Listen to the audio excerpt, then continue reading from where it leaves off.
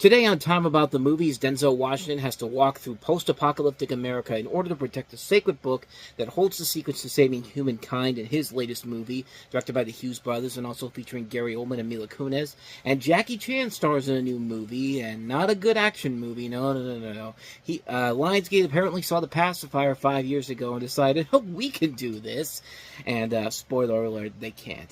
So you got a little bit of the good and the bad of some of January movies in particular today, as we take a look at the two films of January 15th, 2010. That's today on Time About the Movies.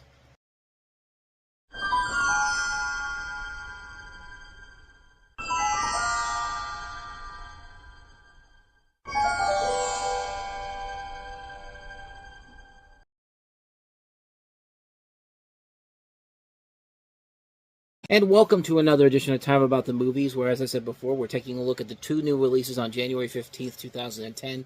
And we're starting off with the biggest new release of the weekend, which is The Book of Eli. And as I said before, it's a post-apocalyptic tale in which a lone man, played by Denzel Washington, fights his way across America in order to protect the sacred book that holds the secrets to saving humankind.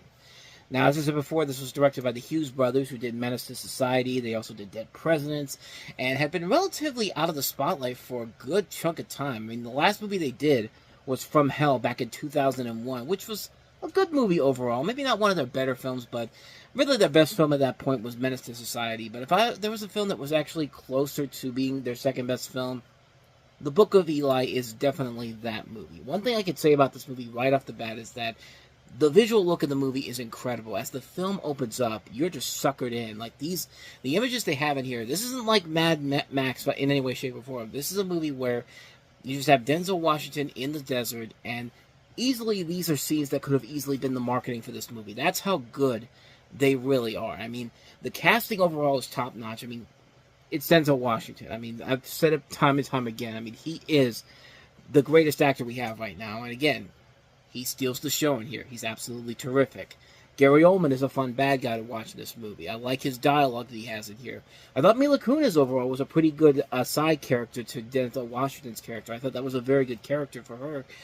You have Jennifer Beals, who's really unrecognizable in here, giving another good performance. Malcolm McDowell's pretty good in here too, with one of the craziest haircuts I've seen since Michael Caine in Children of Men. If you've ever seen Children of Men, watch Michael Caine in that movie and look at the haircut he has there. This is almost as crazy as that. I mean, it's been that long since we had a movie where an older actor has had this weird, crazy hairstyle to him, which makes no sense whatsoever, but it works for here, because he's, once again, giving a good performance.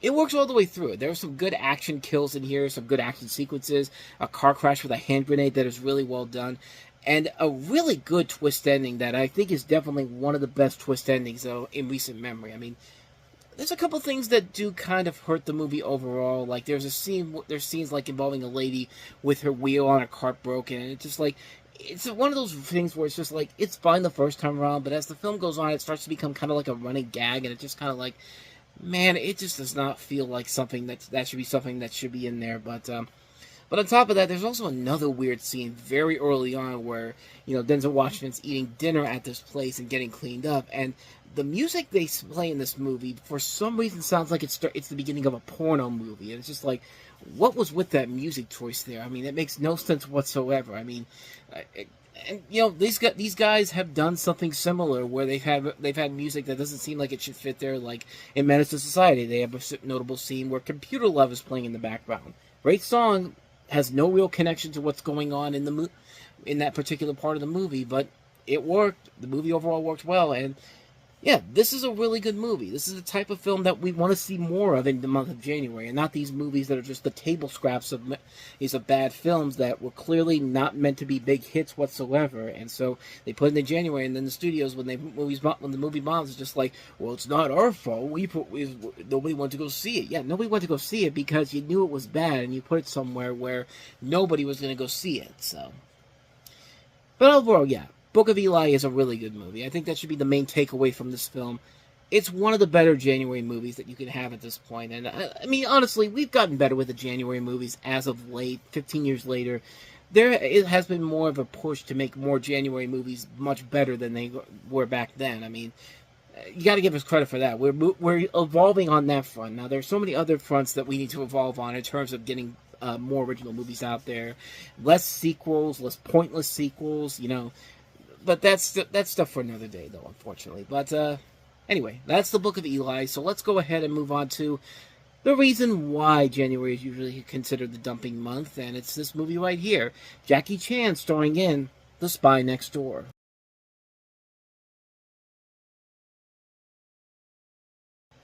Okay, a couple of warning signs right there. First of all, it's not a good sign when you have to use clips from a completely different Jackie Chan movie that is not even Lionsgate's.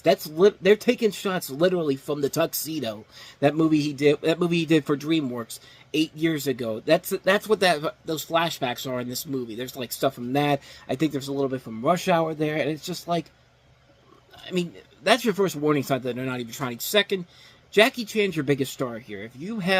If your co-stars are Amber Valletta, who hasn't really done a whole lot since Premonition in 2007, Billy Ray Cyrus, who only got a little bit of a career boost because her daughter's a much more talented person than she is, and George Lopez, who really kind of fell off the map a little bit there for a little bit, but I mean, but then again, I might be overthinking it because he did have the Lopez Tonight Show on TBS at the time, so I don't know. But at the same time, it's just like, if Amber Valletta, Billy Ray Cyrus, and George Lopez are the biggest stars besides Jackie Chan, chances are your movie's not going to end up very well here. And sure enough, as I said before, this is pretty much just The Pacifier, except let's take Vin Diesel out of the picture and put Jackie Chan in there, and the film will write itself. The quality will write itself, and no, it doesn't. Jackie Chan stars as former CIA spy Bob Ho. What a terrible name that is. Bob Ho, who takes on his toughest assignment to date, looking after his girlfriend's 3 kids, who haven't exactly warned their mother's beau. When one of the youngsters accidentally downloads a top-secret formula, Bob's longtime nemesis, a Russian terrorist, pays a visit to the family, and chaos and hilarity ensues. And, or at least that's what Lionsgate would probably make you think about this, but here's the thing, though. The difference between this and The Pacifier are very, very easy to see. For one thing, The Pacifier was actually trying with with a plot that has been done to death before so many times. I mean, the Pacifier worked because there was at least good humor with it. Vin Diesel was at least trying and actually did make it work. And the film kind of had this new idea that, yeah, we know how stupid it is, but we're so proud of it, we're gonna go with it anyway. I mean, for God's sakes, the film had so many stupid moments in there, and it shouldn't have been a film that worked, and somehow it did. But that's because they had a good director behind it, and they had good talent behind it. This, I mean, the only big star in here is Jackie Chan, and Jackie Chan, God bless him, he's trying to save it. I mean, yeah, anytime Jackie Chan's doing those stunts, yeah, it's always going to be great to see, but I'm sorry. The the humor in here is just awful. The comedy just doesn't work. I mean, this is pretty bad stuff. I mean, this is a lousy movie that just isn't even trying to do anything by basically trying to save it here. And this is supposed to be a tribute. This is supposed to be a tribute to Jackie Chan, and this is the best they could come up with. Really, it's just like why this film? Like, why did you have to make it this film in particular?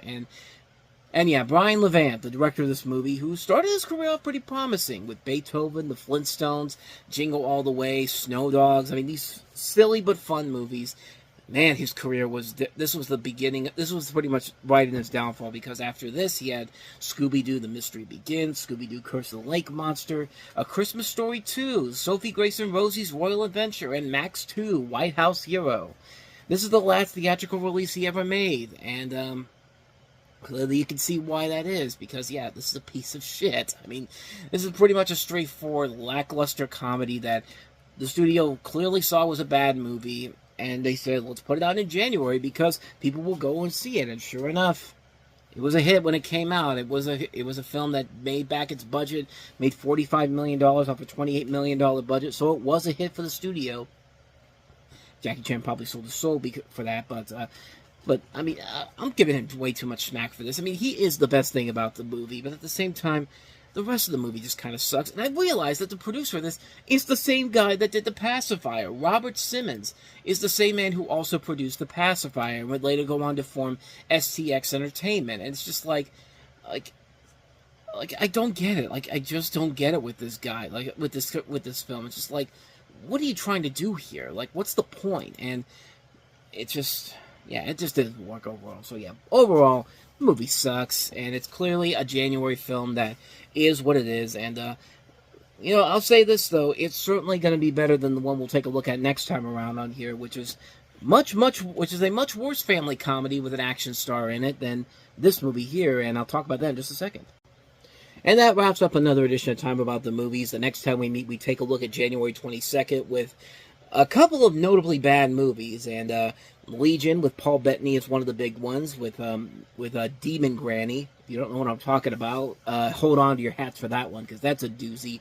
And then that movie I was talking about just a little bit ago with, an action star in a really bad comedy, Tooth Fairy. Dwayne Johnson starring in a movie that was originally intended for Arnold Schwarzenegger. He basically pulled the same thing he did with Stallone with Stopping My Mom Will Shoot, pretty much. We'll talk more about that next time around.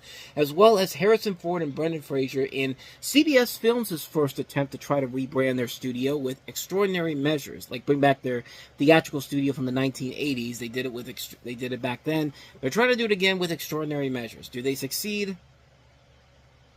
Just tell you right now, no. So we'll take a look at those three films coming up next time around on the show. That'll be tomorrow. But until then, thank you so much for watching this. I hope you enjoyed it. If you did, go ahead and hit that like button, the subscribe button, the notification button, and the bell so you get updates on when new videos come out, and check out our playlist as well as the previous episode.